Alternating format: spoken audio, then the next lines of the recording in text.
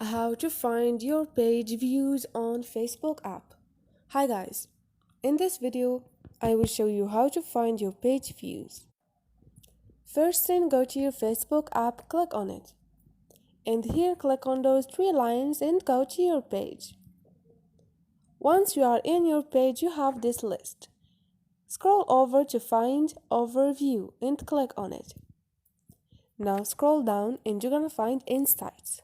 Click on see all. Scroll down and you're gonna find discovery. Here you have page views.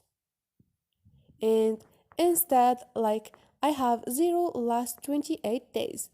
Instead of 0, you're gonna find a number, and that number is your page view at last 28 days.